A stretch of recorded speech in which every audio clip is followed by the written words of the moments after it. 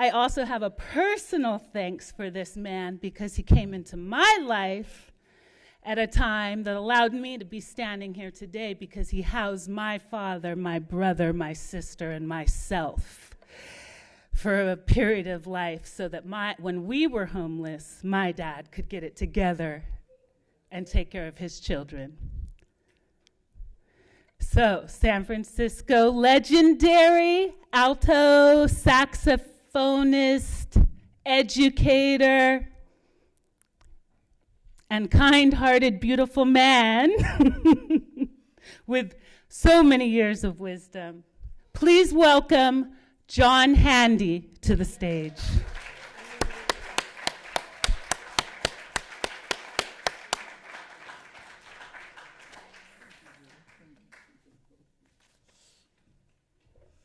Good afternoon. I wear glasses, but not because I'm hip, but I'm hip without them too, because I do have the lights kind of bother me, and because I now live in the East Bay in Oakland, and I left my glasses at home and I couldn't read the notes anyhow, so I'm going to improvise as I do in the art of the music that I've played for over 64 years. I'm going to let me talk a little bit about the gentleman that I will introduce to you. We became acquainted around 1963 when he was president of CORE, and I was one of the vice presidents, and I know another vice president, Norman Brown, is out front. And his legacy is he was developing that then and before that. I got to know so much about him since just recently I started reading, and if I were to read his background and the achievements and the chances that he's taken and his the visionary aspect of his thinking and doing and writing and lecturing, teaching, organizing, I could be here a much longer time, and I still remember him as a young man. I keep thinking of it because even I was young then when we were together. As a matter of fact, it was during the time around 1963 that we met, and it was during the time that the young people at some of the more, well, I won't say progressive, they might have been in some ways, but they said, don't trust anybody over 30. Well, I was 30. And my wife and I started to get involved after I'd heard Martin Luther King for the first time and lecture. I felt guilty that I wasn't doing something, so I started doing sit-ins and at Woolworths and the downside off-Broadway plays because they weren't hiring. You could buy a ticket, of course, but they wouldn't hire you as an actor, etc. So here I am in San Francisco, and I had come back to stay 3 weeks in '62, but I never went back to New York. I forgot, So here I am, and here we have crossed paths again. And through the years, I've been so busy doing what I do, and he's so involved in doing what he does, and continues to do until this day. And I would like to I take great pleasure in introducing you to you, Dr. Oba T'Shaka. Let's bring him on.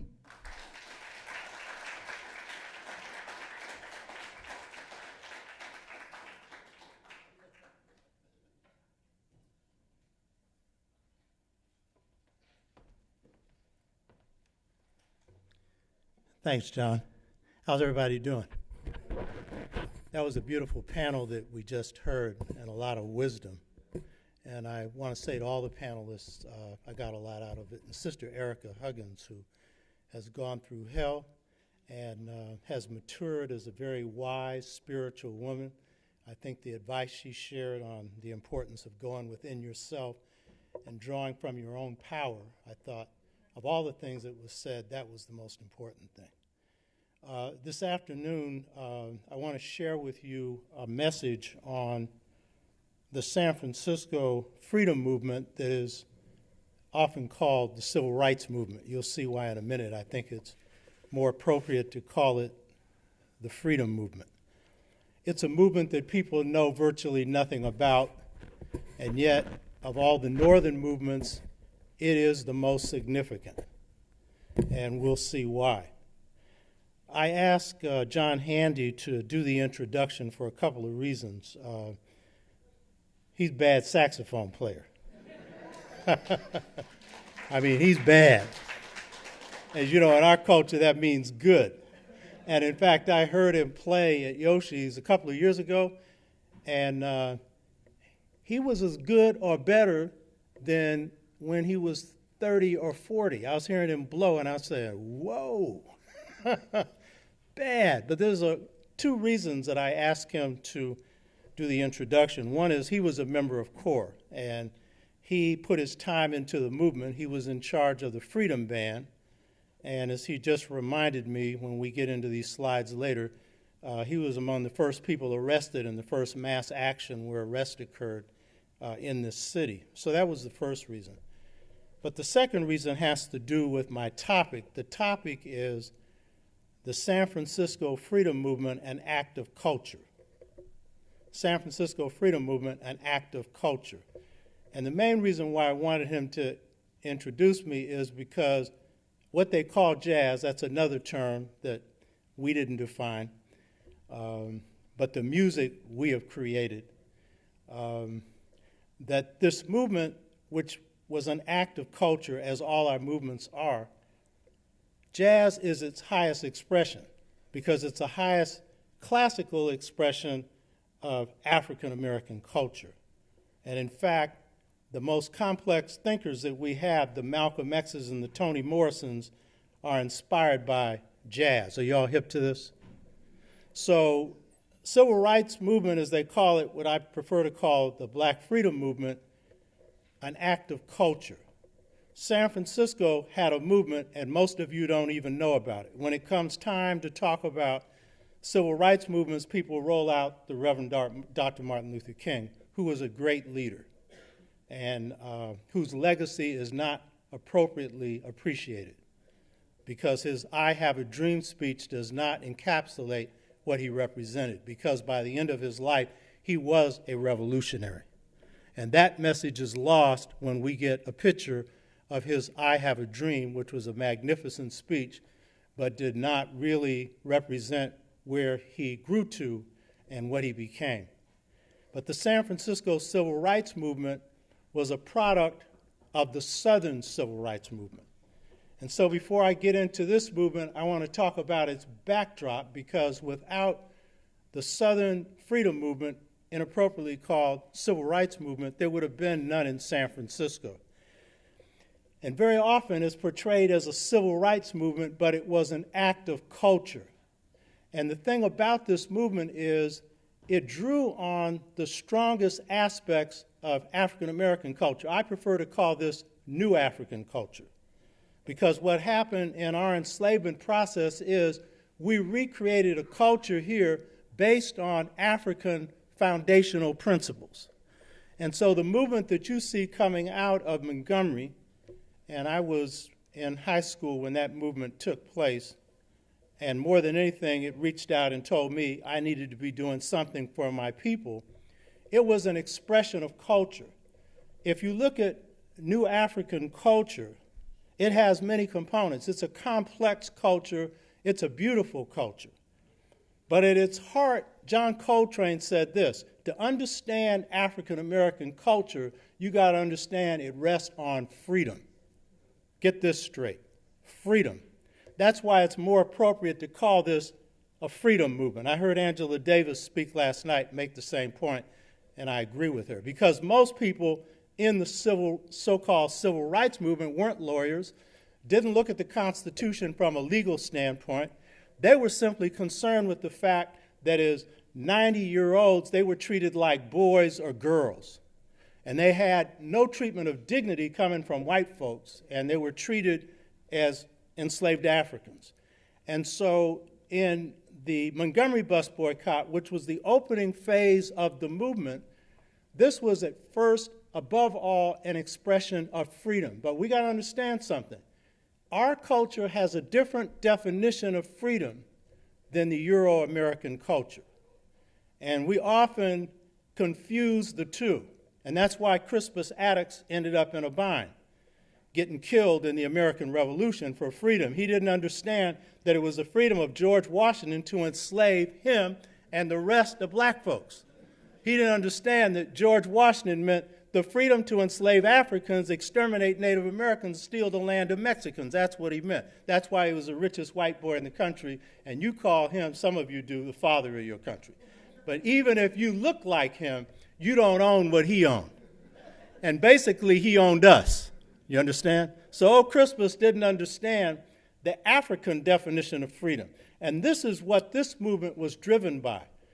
Dizzy Gillespie, see, that's why I wanted John up here, one of our great philosophers, you know, this great trumpet player, innovator of black classical music, he said, to understand the African-American conception of freedom is to understand it's based on contradictory principles. And he went on, and you got to understand this because to understand the movement, you got to understand the culture of the people. And basically the culture of the black folks that made this movement, they be blues people. You understand? And these blues people that made up this culture of Montgomery, Alabama, or Mississippi, or Birmingham, or all these other movements, or San Francisco, these blues people were spiritual people because the spirituals are the blues. See, a lot of people think the spirituals came first and the blues came second. But if you hear the spirituals singing, soon I'll be done with the troubles of this world, going home to live with God, 90% of that song is the blues. It's about the troubles of this world. God is only one small part, and you will hardly ever see Jesus in the spirituals because most of us weren't Christians at that time. We were practicing some form of African religion that some of us call voodoo or hoodoo, which just means God. You hear what I'm saying? For almost 300 years. So you got to understand, and our mentality of freedom is this twin notion that wherever there's the spiritual, there's the physical, the sacred, the secular. And so with us, there can be no freedom. Dizzy said this, to understand the black conception of freedom is to understand that it is based on contradictory elements of discipline and freedom. Because the African mentality is twin. It never sees things one way. Plato saw it as good or bad. We see it as where there's good, there is bad. And we've seen enough of things pretending to be good that were really bad that we really are experts on it. Am I telling the truth? Huh? The sanctified, sanctimonious presidents who sit in office like Ronald Reagan, who were scripted in everything they did, could grin and make people hungry, make people poor, drive them into oppression. So we understand this hypocrisy. Martin Luther King didn't understand exactly the definition, but he came out of the culture. And he made the same observation. He said, it's amazing to see the discipline of a people so bent on freedom. He was describing the essence of our concept of freedom, which is freedom ain't free. Freedom takes a price. Frederick Douglass said the price of freedom is struggle. You hear me? Freedom is not free. But then Dizzy went on and he made another point. He said this. He said, to understand the African-American conception of freedom, you must understand that it is based on the contradictory principles of spontaneous organization. The civil rights movement was like Miles Davis, when he went into a recording studio, he had 3 notes. And he had nearly lost his voice, so he would say, all great music, he'd put it this way, all great music starts with what you know, then you go beyond yourself. And so after 3 notes, he went beyond himself and he would compose master music. That was the way the movement was composed, as the slave narrative said, on the spur of the moment. Except there was prior planning. So when Rosa Parks said, hell no, because she was a great-granddaughter of a Garveyite, she was proud of being black. She said she liked Martin Luther King, but she loved Malcolm X. See, that's a picture Rosa Parks usually haven't heard about her. This was a woman who never took no mess. You understand? But the point is, on the spur of the moment, a thing kicked off, like jazz kicks off.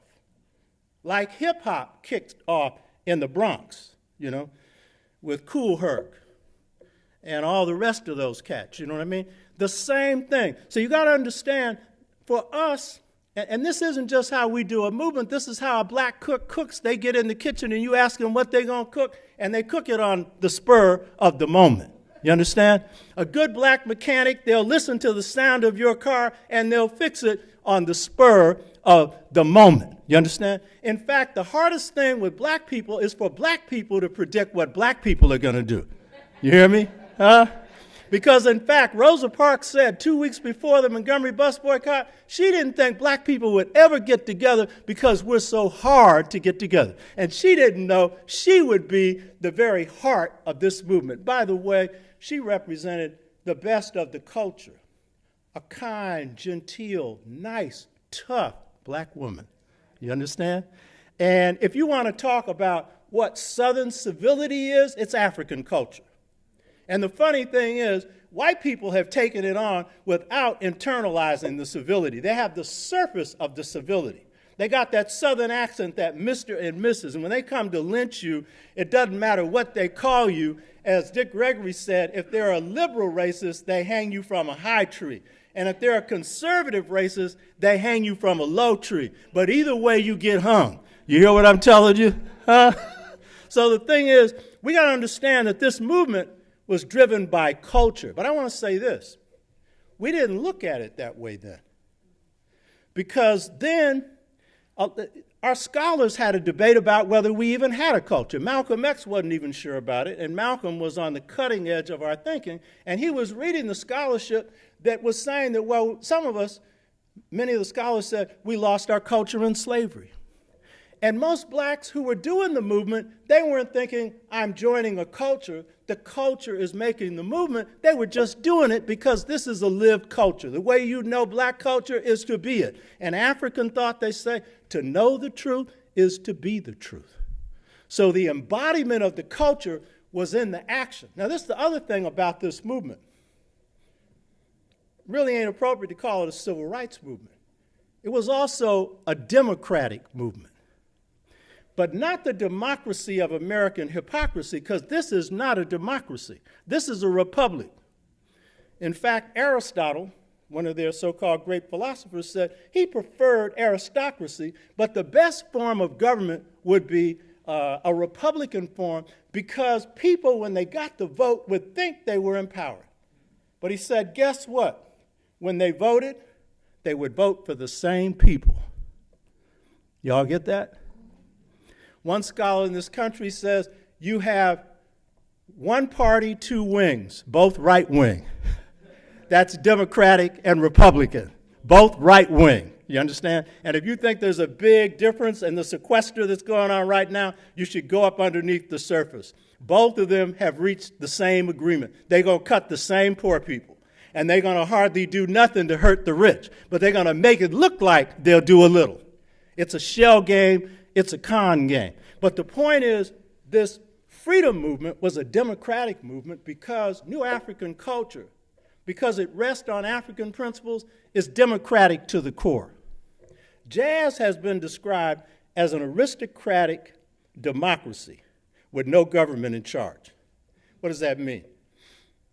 Counts, Bassies, Dukes, Ellertons, Queen, Lady Days, you understand? King Martins, Prince Malcolms, you understand?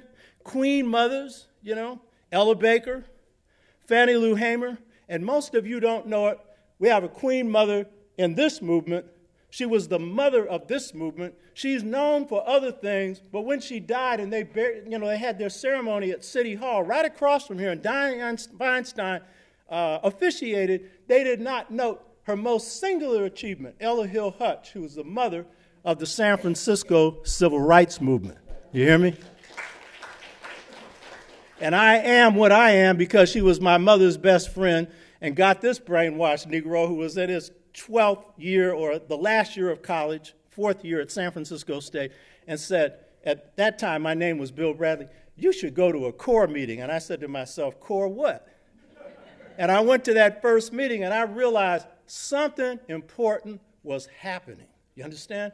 But you got to understand, this movement that kicked off in Montgomery, that spread across this country, and that this movement here was like central in terms of carrying out, this was a democratic movement based on African concepts of democracy. The reason why Rosa Parks said she didn't think nothing would happen in Birmingham, in Montgomery, is because we're democratic people. We're very hard to organize. We don't like anybody over us telling us anything. So how are you going to get us together? This is hard. In fact, the president, when he unveiled the statue to Rosa Parks, he did his homework. He said, this lady here didn't like nobody telling her to do anything. You hear me?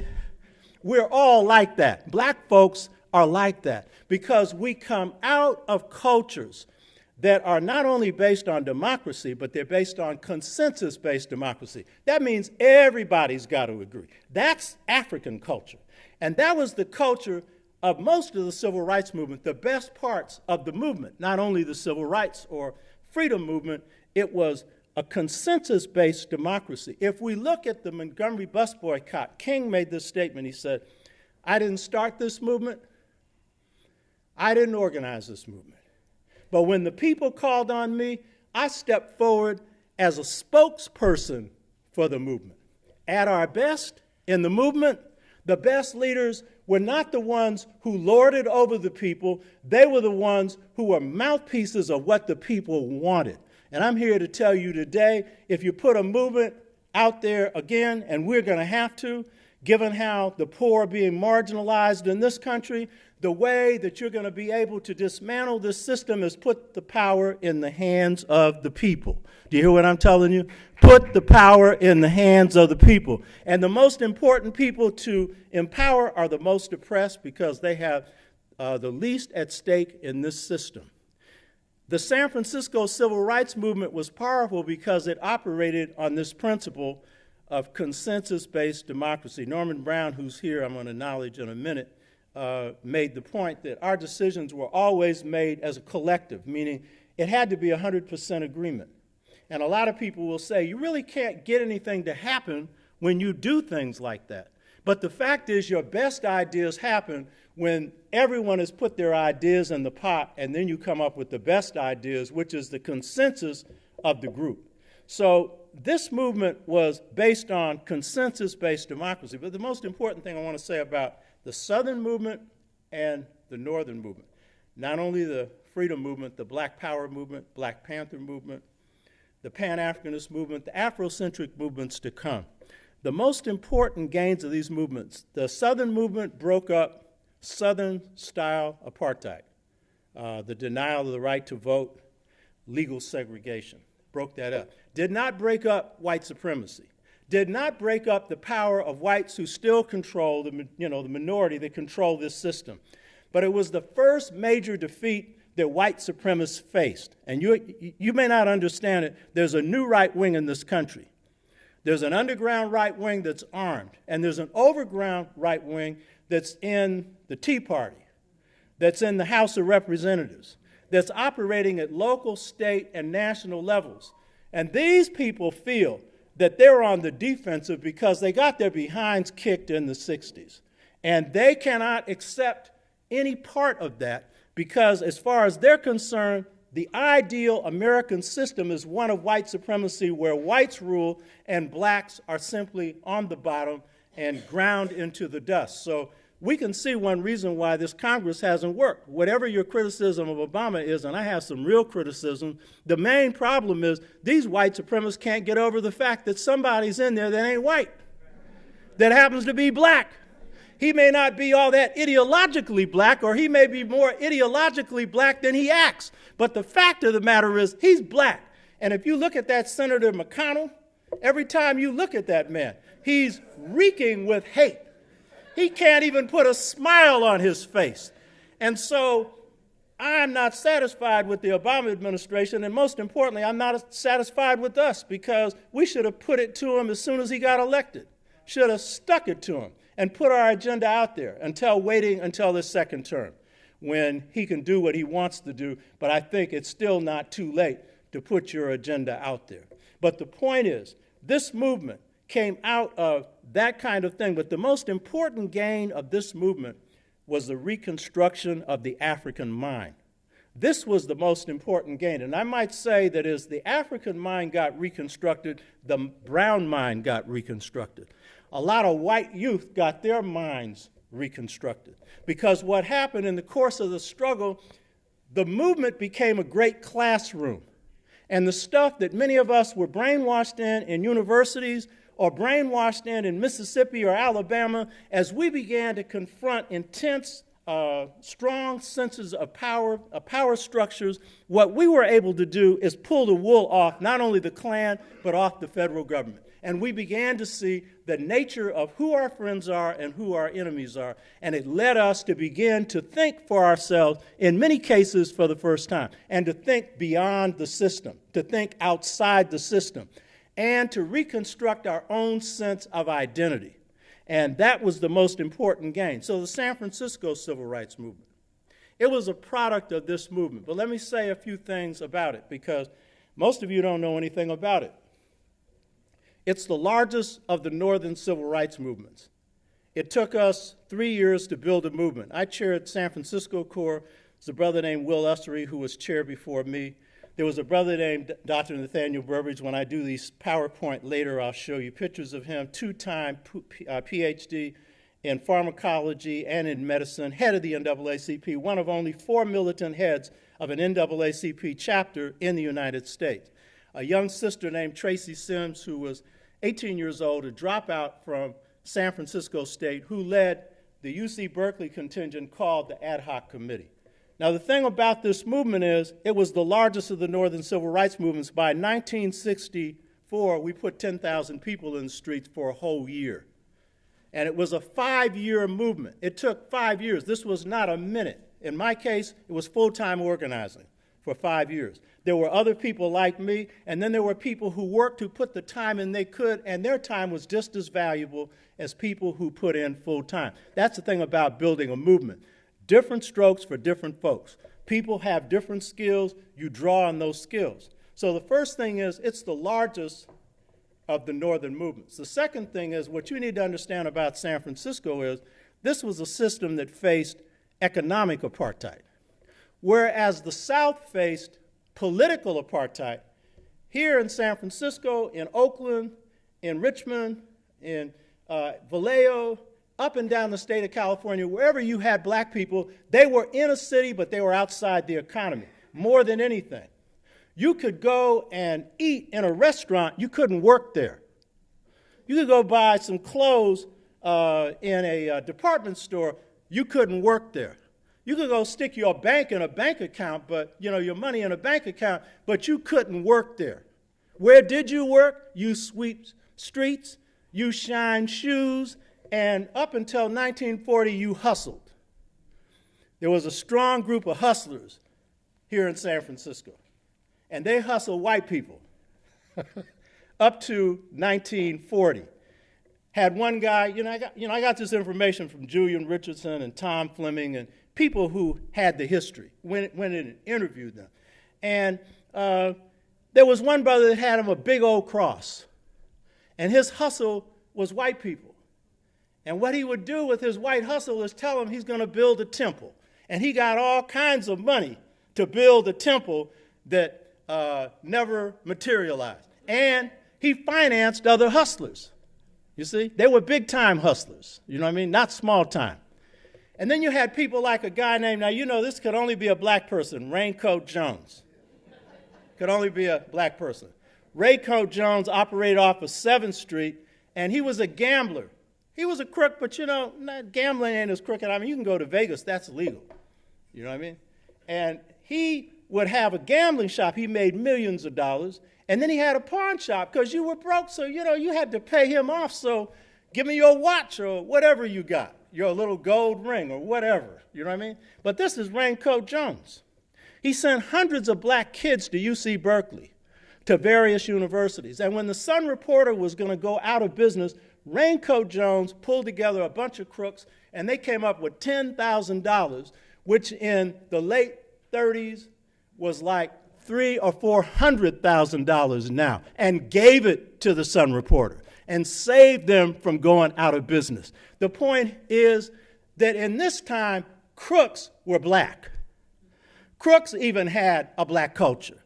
And there were certain things they didn't do in the black community.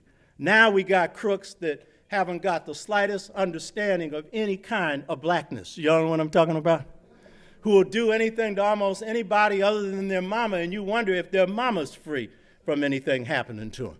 So the thing is, this was the largest of the movements. Second thing about this movement, and it took on economic apartheid. Now, the thing about the economic apartheid that we took on the entire economic power structure. You don't know about this movement, but if you got a job, you better believe you didn't get hired because white people like you.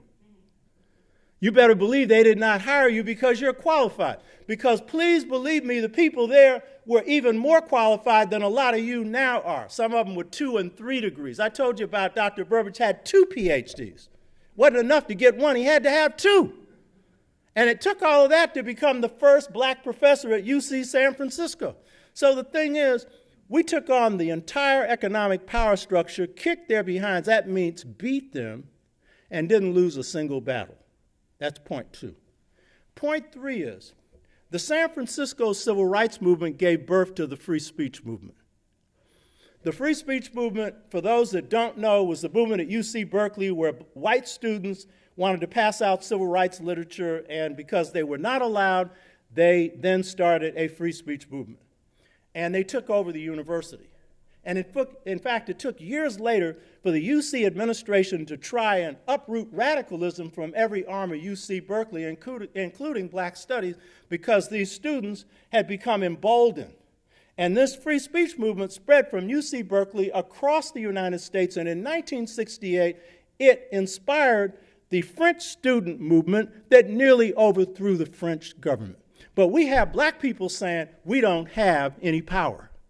You understand? Because we don't understand something. See, these UC students weren't just inspired by the activism because they were our shock troops in some of our biggest demonstrations.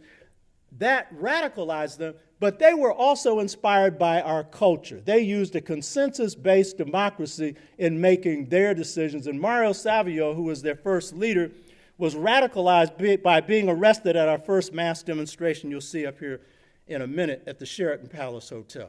So that's the third thing about this movement. This movement is the mother of all the other movements. There would probably not be a black studies department at San Francisco State except for the San Francisco Civil Rights Movement, because when students were arrested at the Sheraton Palace, one of the big mass demonstrations, they, while they were in jail, conceived of the experimental college. The experimental college became a funding arm that funded people like Sonia Sanchez, Amiri Baraka, and others who came out to state and began to teach black studies before there was black studies. So this movement, which we didn't intend for it to do, helped to lay the foundation for black studies. Most of the students who led the strike in 1968, I walked the strike, but they led it, don't even know this. They don't know where the birth of this came from. The San Francisco Civil Rights Movement helped to give birth to, made a major role in contributing to the black arts and cultural movement. Dengani, a brother who was then called Joe Goncalves, was chair of the education committee in San Francisco Core. He later founded a bookstore called New Day Bookstore and then founded a journal called the Journal of Black Poetry. It's the cutting edge journal of the black arts and cultural movement of the 60s. Dengani still is alive in Atlanta, Georgia. I talked to him about 3 weeks ago. Dengani wrote the introduction to my book, The Political Legacy of Malcolm X. One of the quietest brothers, one of the deadest personalities, and one of the smartest people I ever knew. You hear me? Joe Goncalves. And then we had a executive at large who very rarely talked, because when I talk to people, I say, now, what did he ever say? He never said hardly anything. He was a very unassuming, humble person. He was in charge of our public relations committee. His name was Donald Cox. He later became known as DC, Field Marshal for the Black Panther Party. And when I talked to Benny Stewart, who was chair of the Black Students Union, he said, of course, this is debatable. We got any Panthers in the room, they might not want to hear this. He said he was the best Panther. The thing about him was he was disciplined, well-organized, quiet, soft-spoken, and serious. The only problem is he called me up trying to sell me guns on the telephone. I'd say, come on, DC, hang the phone up. I said, the FBI's got my phone bugged, you understand? Even though the guns he was selling was legal. And I'd let him hold meetings in my headquarters where he would train Panthers in the use of guns. That was legal, you know what I mean? That's fine, you know what I mean? And DC ended up in exile in France, died last year. Because if he came back, they would have had him in jail for the rest of his life for killing an agent he didn't kill. So the point is, this was a cutting-edge movement, and it was the cutting edge of black nationalism. San Francisco Core led the black nationalist movement inside the civil rights movement, first group to move to black nationalism in 1965. So this is the background of this movement, but you don't know about it. You understand? And you might ask yourself, why don't you know about it?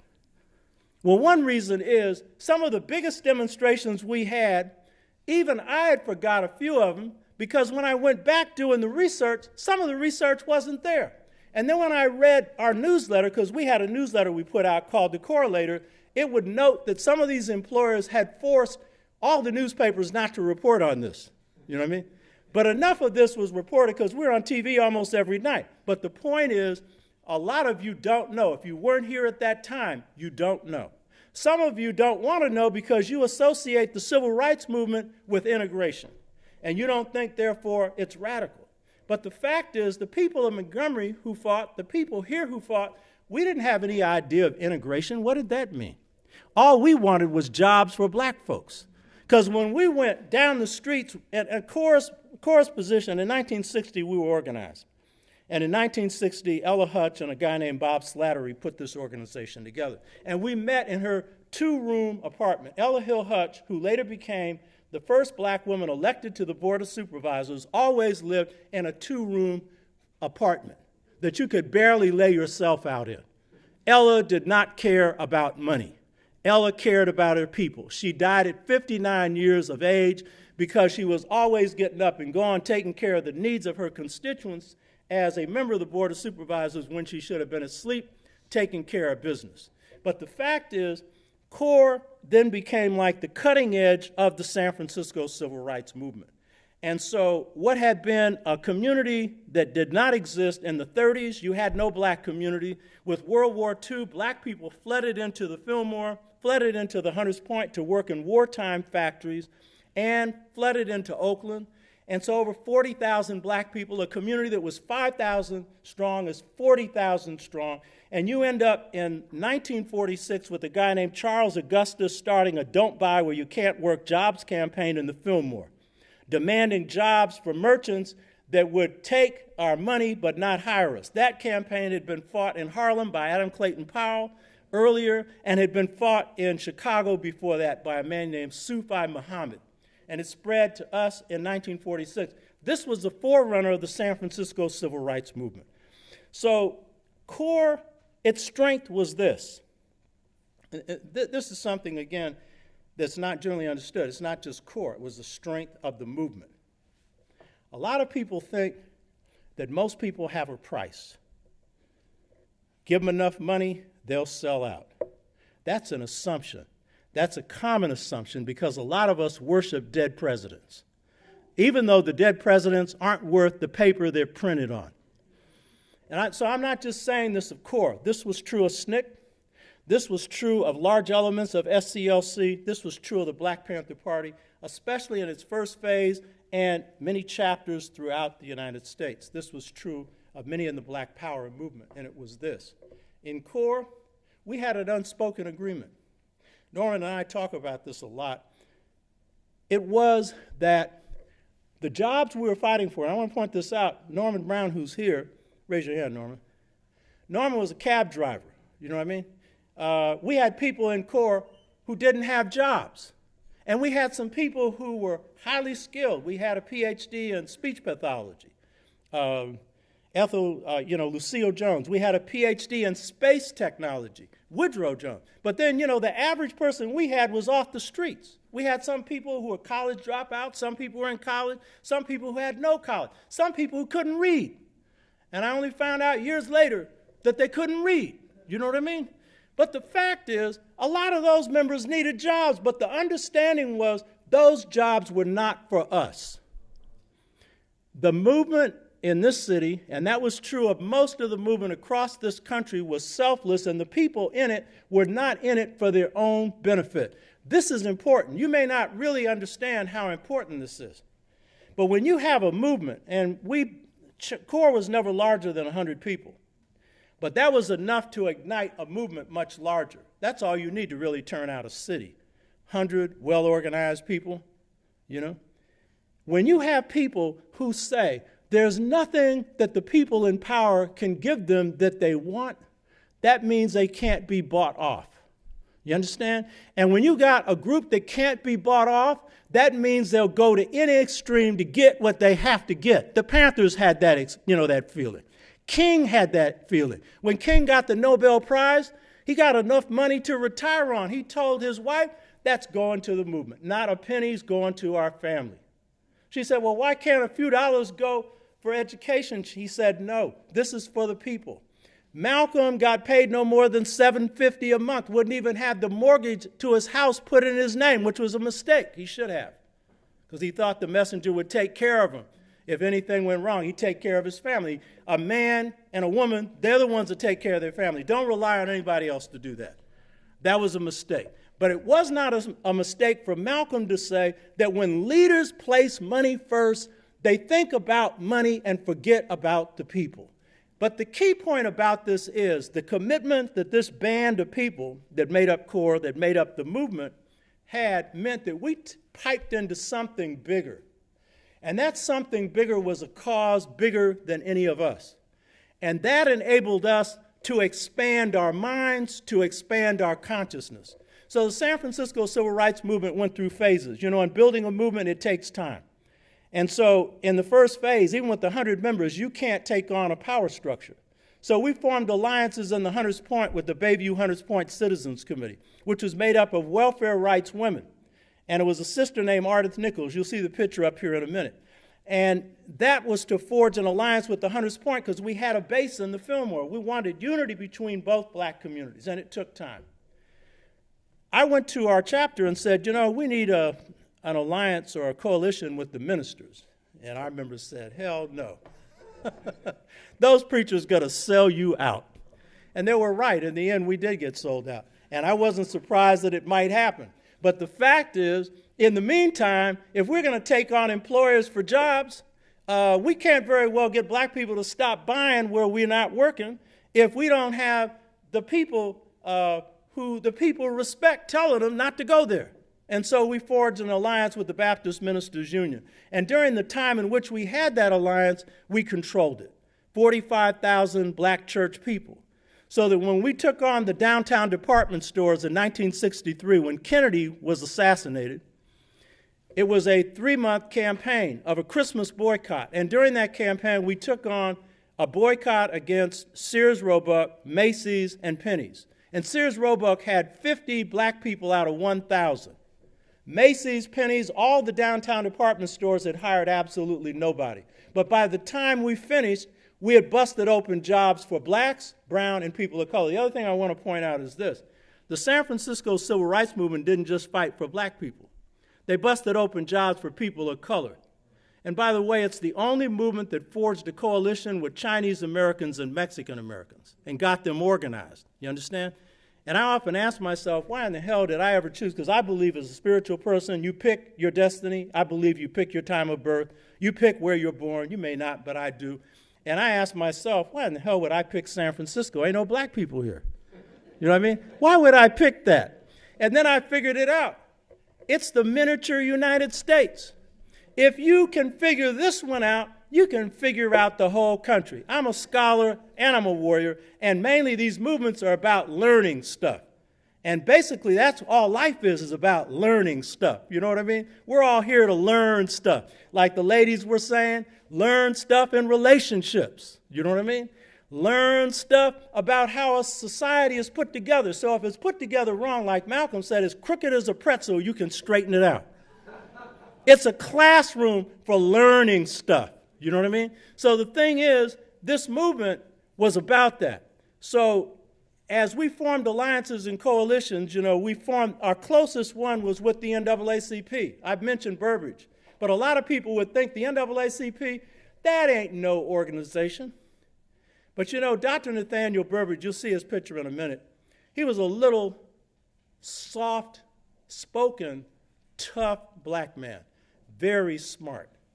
And when they elected him head of the NAACP, I talked to Tom Fleming, who was editor of the Sun Reporter. He told me this. He said, Carlton Goodlett, I don't know if any people here know who he was, but he was the publisher of the Sun Reporter newspaper. He was a medical doctor and had a PhD in psychology, another one of these highly educated blacks, and he was a millionaire. And he was a socialist, if you could imagine that, a millionaire socialist. And when Paul Robeson was denied travel outside this country, it was Goodlett that did the travel, went to Russia, went to all those radical places. And when we had our movement meetings, it was always in Goodlett's office, and Goodlett was strong. And so we always had to make ourselves strong, because Goodlett could always shift you. So we didn't want to be shifted by Goodlett. You understand? But the thing is, in this movement, Goodlett played a very important role, in terms of seeing that there was support for the movement. And, was very, very strong in terms of supporting the movement. So the thing is, as we forged these coalitions and, with the NAACP, Burbridge is the guy we formed a coalition with. And the people in the NAACP, they elected him because he had 2 PhDs. He's light complexion. And you see these Negroes in that time placed something on that. From Louisiana. They figured they got a Negro. You know what I mean? And Goodlett said this: those Negroes have made a big mistake. In electing Burbridge, that was a big mistake. And so I talked to a friend. His name was Reginald Major. Reginald Major had a son in the Black Panther Party. He wrote a book called A Panther is a Black Cat. He died last year. Reginald taught at San Francisco State. Reginald was a Marxist. He was a friend of James Baldwin as well. And Goodlett calls up Reginald Major and he says, I want you to join the NAACP. He says, I'm not joining these house Negroes. He said, these little backward Negroes, I ain't joining. And what he said was, only way I'm coming in is if you turn this organization out. 1 week later, Burbridge called and said, we're going to turn this organization out. And so the NAACP was a group that we had the closest ties with. Burbridge was one of 4 militant heads of the NAACP in the 60s. Robert Williams, that took up guns in Monroe, a guy named Cecil Moore in Philadelphia, and the brother who was murdered in Mississippi, Medgar Evers. He's in that rank. And he set up the medical system in Indonesia. And when Sukarno saw him there, he thought he was another house Negro. And then he realized this was a radical black man. So when Sukarno, who had been president of Indonesia, who was overthrown by the American government, and they murdered 1 million of his people, UC Berkeley people were put in charge of Indonesia. When he came to San Francisco, the first person he wanted to see was Burbridge. So we formed a coalition. In 1963, Birmingham kicked off. And I remember there's a guy, Will Essery, who was chair of San Francisco Corps before me. He came back from Birmingham. He had these long jeans on because in the movement you wore jeans. And he had a Dizzy for President button on, which I thought was a good idea. Dizzy would have definitely made a better president than any of those presidents. And so King had a campaign called Operation Confrontation. He took on the whole power structure. You're familiar with it, where the dogs would suck on children. It was children that made that movement. But the key thing about Birmingham was Birmingham defined the power structure as the enemy. And we had been building a movement for 3 years. And so we decided this is the time to build a united front. And I want to tell you something. To build a black united front, or any kind of front, is not easy, because the biggest obstacle is organizational egos. I helped build a group called the National Black United Front. And it could not be an organization of organizations because of the egos. The biggest groups wanted to turn it into a debating society. So we had to turn it into an organization of members because of that. But in San Francisco, we were able to build an organization of organizations. By that time, the preachers had left us. They betrayed us. But they had served their purpose. But the thing is, by then we had the NAACP, we had the ad hoc committee, We had the Negro American Labor Council, we had CORE, we had the NAACP. The key to building a black united front was this: we decided to bury our egos. And this is the key thing. When you place your people first, you realize that ego is phony. Ego's not real. It's like a balloon. You puff it up and prick it, it explodes. And a lot of our movements went down because of egos. You understand what I'm telling you? The FBI got in there and played with movements based on organizational egos. My philosophy has always been this: in any movement that I lead, ain't nobody going to get hurt because of my ego. And besides, I'm in groups that make the decisions collectively anyway, and I tell people this: don't follow me, follow the truth. You hear what I'm telling you? And I tell my wife, I love her. I love God. I love my family. But you know what I love more than anything? The truth, baby. The truth. Because the truth is the most beautiful thing. And it will lead you in places where you least expect to go. So, we took on a power structure. But I want to, in wrapping up, point this out. We took on the Bank of America, the largest bank in the world. We had demonstrations against the Sheraton Palace, against the whole hotel and restaurant industry, and we took on Auto Row. That was a campaign led by the NAACP. But the most valuable thing in this movement were the lessons we learned. For me, the most valuable experience was a lunch that I had in a restaurant called Virginia's Restaurant. The black community supported us. We had a black community in the Fillmore before it was destroyed. You understand? And a lot of people say, where did black businesses go? They destroyed those black communities. Go to Harlem now and see if you can find one. You understand? Go to West Oakland, where you had thriving black communities. You understand? But the point is, we got fed in a restaurant called Virginia's Restaurant. It was a soul food restaurant right in the heart of the Fillmore. And I enjoyed my soul food twice a day. You know what I mean? My lunch and my dinner. It was good food. But I remember the most important food I got was sitting in that restaurant one day with Norman Brown, who's a good friend of mine. And I'm in my second year of law school. Graduated from San Francisco State. I'm leading the largest of the northern movements. We're cleaning clocks. We're kicking behinds. And Norman Brown is explaining to me how the system works. And I'm a government major. And I realized I didn't have a clue. I realized that I had been programmed. I had been trained, not educated. My mind was on a plantation. You understand? And it was the first time that I had an experience of mental freedom because I was thinking for myself for the first time. Now, Norman didn't know it. He had aimed his message at my level. My father had been telling me the same thing, but I didn't get the message. But he aimed it at my level, and I kept saying, I know. That was my favorite saying at that time anyway. I know. And I'm saying to myself, oh, shit. Oh, shit. Because if I don't know my enemy, I don't know myself. And there's two rules in war. You got to know yourself. You got to know your enemy. And so it was that experience that led me to hit the books. It was that experience that led me to go to Marcus Bookstore, which became the university for a whole lot of black people in this area.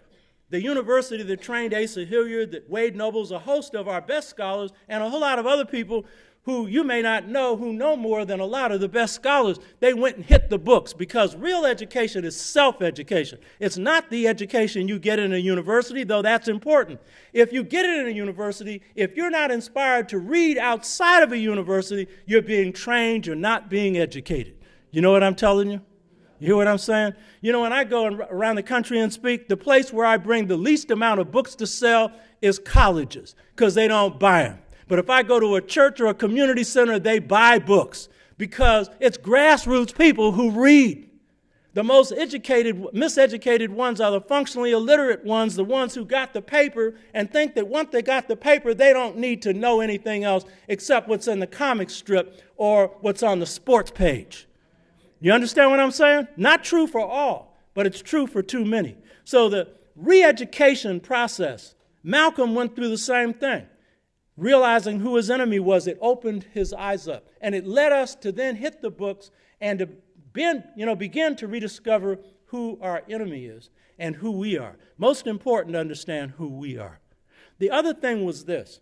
When we took on the economic system, we were successful in getting jobs for blacks and people of color. But you know, the very success was a failure. You know why? Because many of us, James Foreman, who was executive director of the Student Nonviolent Coordinating Committee, made this in his book, Making of Black Revolutionaries. He's a great man. He died a few years ago, great man. He made this comment. Not everybody in the movement became a revolutionary, but those who became a revolutionary were those who hit the books, those who did study, and those who began to look at themselves. Too many of our people assumed that when a job was opened up or we got the right to vote, all we had to do was get a job or go to Congress and we were free. But many of us concluded this as we did our homework. Yeah, we got jobs for blacks and people of color. But the fact is, the system itself is not structured to produce freedom for most people, if not all people. The conclusion that we reached was the system itself is crooked. The system itself has to be changed. And so in the process of that, a King became a revolutionary. A Malcolm X became more revolutionary. In fact, by the end of their lives, they were converging, contrary to Manning Marble, who said they didn't have much in common. Like hell they didn't. King said that this system's problem was structural, meaning it's structured to make the rich rich and the poor poor. Malcolm said that just as a chicken is not designed to produce a duck egg, America is not designed to produce freedom. He said if a chicken could produce a duck egg, it would be a revolutionary chicken. If America could produce freedom, it would be a revolutionary system. So in the end, not all of us became revolutionaries, but this was the classroom. And those of us who studied the hardest, those of us who dug into the culture at its deepest level, were able to draw some very valuable lessons. I can say for myself that all the things that I've done in my life, the most valuable thing is participating in this movement, because this movement was about serving something bigger than any individual person. This movement was a gigantic classroom in which it was everyday people who taught us. Norman Brown, who I give as an example right here, Norman comes from the same city that Zora Neale Hurston comes from. You know, all-black town. First all-black town that black people organized, and then came out of New York where you got some of the highest political consciousness. My awakening was a product of culture, meaning someone who had come out of a rich culture of self-determination was getting somebody who had been raised in an all-white community, gone to all-white schools, had nothing but white teachers, to realize that, baby, you need to come back home. You understand? Get back rerouted in your culture. So I want to say this finally, that for today, our culture is our strength. The culture of black folks, the culture of every people in this country. It's the culture that you draw from that gives you a reason to live. It's the culture that gives you a purpose in life. And it's this culture that will change this system. Thank you.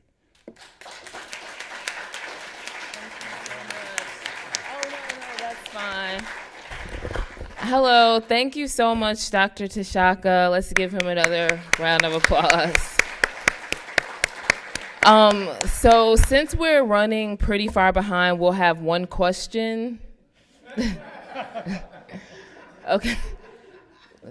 Dr. T'Shaka. Yeah, I recognize you, brother. How you doing? We'd be remiss if we didn't mention the best organizer under the sun. Tamatra Scott. Well, no, Master Shabbat. Oh, okay. Master Shabbat. And what you talked about is a we mentality rather than a me mentality. He's referring to a brother that ran a organization in the Fillmore that provided self-defense for various property owners and was run out of the country, ended up in Guyana for a number of years. His organization was patterned after the Black Panther Party, Nasser Shabazz. Yeah. That's it. Is there one more question? Oh, that guy. Coming out on this? That's a good question, yes. In fact, Norman and myself and some others have been talking, and we're going to pull together people who were involved in this movement. Dengani, or Jogan Calvis, who lives in Atlanta, has kept most of the records, so we're going to be putting out a book on this. I debated whether it would be a part of a larger book, but I think it deserves treatment on its own. So yeah, we are. I'm going to write it, but it's going to be all the people who are involved in it giving us their input. We have some interviews already, you know. Yeah. Can there be one more? Just one more. There was one other. Yeah, right. Yeah, right here. Thank you so much for your presentation. I know that you mentioned the little town that Zora Neale Hurston came out of, and then you just said New York. But you're actually referring to Eatonville, Florida. Yeah, Eatonville, Florida. Right. Are you from there? I'm from Sarasota, Florida, so not far. Oh, okay. Okay. Zora Neale Hurston, one of our greatest scholars, you know.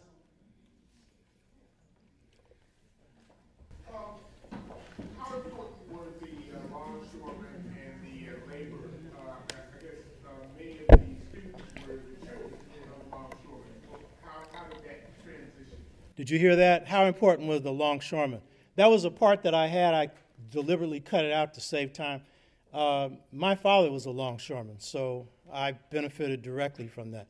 The IOWU organized a strike in 1937, and that strike was designed to see that the ILWU could be organized as an independent union. Harry Bridges, who was in charge of that union, who was an Australian, went to the black community and told them that if blacks supported the strike, they'd get jobs. And by the end of that strike, blacks supported it. When the strike was over, 50% of the jobs on the waterfront went to blacks. And those were the best jobs that black people had in the Bay Area. They were dangerous jobs, especially during World War II, but they were the best paying jobs. Before that, blacks had been confined to two areas on the docks, the Panama Pacific line and the Lusendorf line. Those are the only lines blacks were allowed to work on. After that, the docks opened up. The IOWU played a role in the Don't Buy Where You Can't Work jobs campaigns. They provided a good part of the picketing. Some churches, some black churches, opposed them because they accused them of being communists. Some of them were, so what difference did it make? And many of them were not, so what difference did it make? So, you know, they played an important role. But in the civil rights movement itself, they didn't play much of a role. And by the end of the civil rights movement, you ended up with automation on the docks, and so you ended up with a lot of people losing their jobs, and there were some real battles around trying to preserve jobs for black workers on the docks after that. But they had been a very important base of support in the 40s, in the 30s, and in the 50s, you know. We'd like to thank the committee members that were here, and then Oba T'Shaka, of course, Deanne Matthews, Mary B. Morrison, J.R. Valerie, Erica Huggins, the committee members, and Philip House. How are you doing? And if you enjoyed this program, you can let the library know. Thank you all for coming.